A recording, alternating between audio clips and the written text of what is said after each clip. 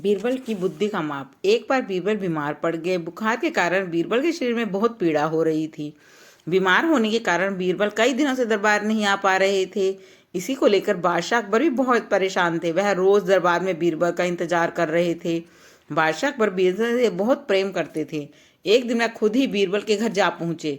जब बादशाह अकबर बीरबल के घर गए तो उन्होंने देखा कि बीरबल एक खटिया पर सोए हुए हैं। बादशाह के आने पर बीरबल की आंखें खुल गई। उन्होंने बादशाह को बैठने के लिए कहा। तभी बीरबल को शौचालय जाना पड़ गया। बीरबल बादशाह को छोड़कर शौचालय चले गए। बादशाह अकबर ने सोचा शायद बीमारी के कारण बीरबल का दिमाग कमजोर तो नहीं हो गया, उनकी बुद्धि पर कोई असर तो नहीं हुआ।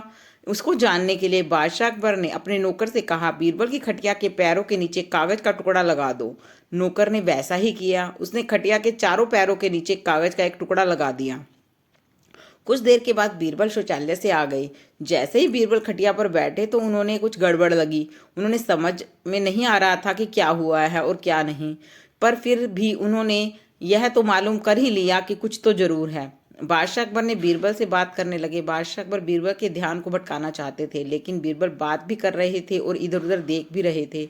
जब बादशाह अकबर से ना रहा गया तो उन्होंने बीरबल से पूछा, बीरबल क्या हुआ, तुम इधर उधर क्या देख रहे हो। इस पर बीरबल ने कहा, पता नहीं मुझे ऐसा क्यों लगता है कि मेरा घर एक कागज के बराबर नीचे आ गया है और या मेरा खटिया एक कागज के बराबर ऊपर हो गया है। यह सुनकर बादशाह अकबर समझ गए कि बीरबल की बुद्धि अभी भी कमी नहीं हुई है। पर बादशाह अकबर बोले, ऐसा हर किसी के साथ होता है जब वह बीमार होता है। बीमार होने के कारण तुम्हारा दिमाग भी सही से काम नहीं कर रहा। इस पर बीरबल ने कहा, महाराज, बीमार होने के कारण मेरा शरीर कमजोर हुआ है, ना कि मेरी बुद्धि अभी भी ठीक से काम कर रही है। यह सुनकर बादशाह अकबर ने कहा, वाह बीरबल, तुमने आज साबित कर दिया कि तुम्हारी बराबरी का कोई भी नहीं है। ऐसे ही रोचक किस्से सुनने के लिए please like, subscribe and share my channel. Thank you for listening.